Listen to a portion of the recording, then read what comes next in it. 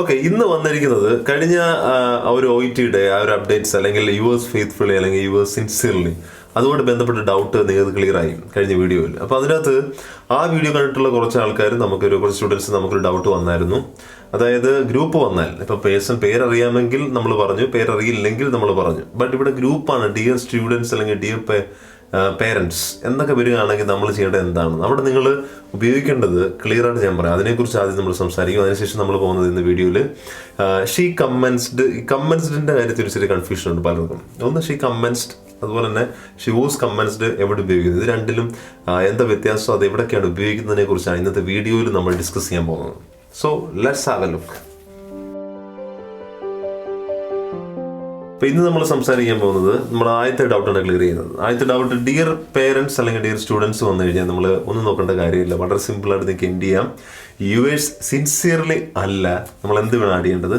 Yours faithfully എന്ന് വേണം add ചെയ്യാൻ. അപ്പോൾ നിങ്ങൾക്ക് ഡൗട്ട് ക്ലിയർ ആണെന്ന് ഞാൻ വിചാരിക്കുന്നു. നമ്മൾ ആഡ് ചെയ്യേണ്ടത് ലെറ്റർ എൻഡ് ചെയ്യുമ്പോൾ എന്തിടണം? യുവേഴ്സ് ഫെയ്ത്ത്ഫുള്ളി എന്ന് ആഡ് ചെയ്യണം. ഓക്കെ, അടുത്ത നമ്മൾ നെക്സ്റ്റ് ഡൗട്ടിലോട്ടാണ് പോകുന്നത്. ഡൗട്ട് ഇതായിരുന്നു, ഷീ വാസ് കമ്മൻസ്ഡ് ആസ്പിരിൻ, അതുപോലെ തന്നെ ഷീ കമ്മൻസ്ഡ് ആസ്പിരിൻ, അങ്ങനെ എന്തോ ചോദിച്ചിട്ടുണ്ടായിരുന്നു. അപ്പം നിങ്ങൾ ശ്രദ്ധിക്കേണ്ട കാര്യം, ഷീ കമ്മൻസ്ഡ് ആസ്പിരിൻ ശരിയാണോ, ഷീ വാസ് കമ്മൻസ്ഡ് ആണോ എന്ന് പറയണോ, അത് എവിടെ ഉപയോഗിക്കണം, അതിനെക്കുറിച്ചാണ് ഞാൻ പറയാൻ പോകുന്നത്. ഓക്കെ, അത് നമ്മൾ പറയുന്നത് ശരിക്കും മനസ്സിലാക്കേണ്ട കാര്യം, ഷീ വാസ് കമ്മൻസ്ഡ് എന്ന് പറയുമ്പോൾ അത് ശരിക്കും അത് പാസീവ് വോയിസ് ആണ്. കാരണം subject plus was or were plus V3. ഇപ്പോൾ ശ്രദ്ധിക്കേണ്ടത് ഒരു ഫിസിഷ്യൻ്റെ അഡ്വൈസോടുകൂടി നിങ്ങൾ മെഡിസിൻ സ്റ്റാർട്ട് ചെയ്യുവാണെങ്കിൽ അവിടെയാണ് നമ്മൾ ഉപയോഗിക്കേണ്ടത് എന്ത്? ഷി വാസ് കമ്മൻസ്ഡ് ഓൺ ആസ്പിരിൻ എന്ന സെൻറ്റൻസ് ഉപയോഗിക്കേണ്ടത്. ക്ലിയർ എന്ന് വിചാരിക്കുന്നു. ഒരു ഫിസിഷ്യൻ്റെ അഡ്വൈസോടുകൂടി നമ്മൾ മെഡിസിൻ സ്റ്റാർട്ട് ചെയ്യുന്നു. ഓക്കെ, നമ്മളിനി അടുത്ത പറയാൻ പോകുന്നത് ഷീ കമ്മൻസ്ഡ്. ചിലർ ഓൺ ആസ്പിരിൻ എന്നൊക്കെ സെൻറ്റൻസ് എഴുതുന്നുണ്ട്. കാരണം അതൊരു ഫ്രേസ് പോകുമ്പോഴത്തേന് ഏറ്റവും അക്കാഡമിക് എന്ന് പറയുവാണെങ്കിൽ ഷീ കമ്മൻസ്ഡ് ടേക്കിംഗ് ആസ്പിരിൻ എന്ന് പറയുന്നതായിരിക്കും ഒരു സെൻറ്റൻസ് സ്ട്രക്ചർ കറക്റ്റായിട്ട് പോകുന്നത്. അപ്പം എങ്ങനെയാണെന്ന് വെച്ച് കഴിഞ്ഞാൽ അത് ശരിക്കും ആക്റ്റീവ്സ് ആണ്. അപ്പോൾ ഷീ കമ്മൻസ്ഡ് ഓൺ എന്ന് പറയില്ല, ഷീ കമ്മൻസ്ഡ് ടേക്കിംഗ് ആസ്പിരിൻ എന്നാക്കണം. അന്നേരം സെൻറ്റൻസിൻ്റെ സ്ട്രക്ചർ കറക്റ്റ് ആയിരിക്കും. ഇനി അതിൻ്റെ മീനിങ് എന്ന് വെച്ച് കഴിഞ്ഞാൽ അത് ആക്റ്റീവ്സ് ആണ്, ഓർക്കണം. ഷീ കമ്മൻസ് എന്ന് പറയുമ്പോൾ നോർമലി അവിടെ വോസ് ഉണ്ടായിരുന്നു, ആ വോസിനെ ഒന്നെടുത്ത് മാറ്റിയേക്കുവാണ്. സോ സബ്ജക്റ്റിന് ശേഷം ഡയറക്റ്റ് വേർബിൻ്റെ സെക്കൻഡ് ഫോം ഉപയോഗിച്ച് സിമ്പിൾ പാസ്റ്റ് ഉപയോഗിച്ചിരിക്കുന്നത്.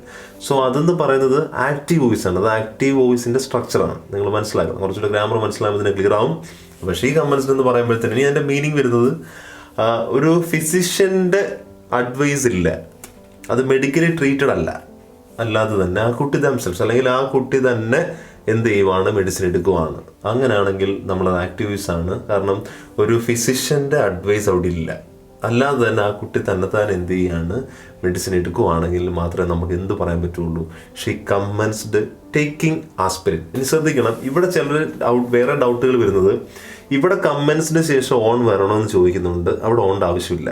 ഓർക്കേണ്ടത് ഷീ വാസ് കമ്മൻസ്ഡ് ഓൺ ആസ്പിരിൻ എന്ന് പറഞ്ഞൊരു സ്റ്റാൻഡേർഡ് ഫ്രീസാണ് ഫസ്റ്റ് പറഞ്ഞത്. സെക്കൻഡ് പറഞ്ഞിരിക്കുന്നത് അതൊരു വേറൊരു യൂസാണ്, ഒരു ഡിഫറെൻറ്റ് യൂസാണ് കമ്മൻസ്ഡിൻ്റെ. അതായത് അതിൻ്റെ സ്ട്രക്ചർ വരുമ്പോഴത്തേന് സബ്ജക്ട് പ്ലസ് കമ്മൻസ്ഡ് പ്ലസ് അല്ലെങ്കിൽ സബ്ജക്ട് പ്ലസ് ആ ഒരു വേർബ് ഫോം പ്ലസ് വേർബിൻ്റെ ING വന്നിട്ട് പോകുന്നൊരു ഡിഫറെൻറ്റ് യൂസാണ്.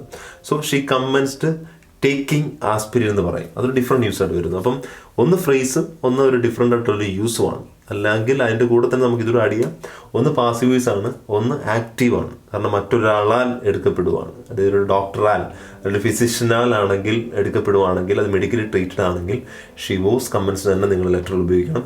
അല്ലാതെ അവൾ തന്നെത്താനെന്നാണെങ്കിൽ നമ്മൾ ഷീ കമ്മൻസ് ആണ്. ചിലപ്പം ലെറ്ററിൻ്റെ അകത്ത് നമ്മൾ സെൻറ്റൻസ് അല്ലെങ്കിൽ ലെറ്റർ കാണുമ്പോൾ അറിയാം അതിൻ്റെ അകത്ത് ഷീ കമ്മൻസ്ഡ് എന്ന് ചില കുട്ടികൾക്ക് എഴുതി വെച്ചിട്ടുണ്ട്. കാരണം അതൊരു കറക്റ്റ് കമ്പാരിറ്റീവ്ലി ആ സെൻറ്റൻസ് തെറ്റാണ്. ശരിക്കും അവർ ഉദ്ദേശിച്ച മീനിങ് അല്ല ആ ഷീ കമ്മൻസ്ഡ് എന്നുള്ളത് കിട്ടുന്നത്.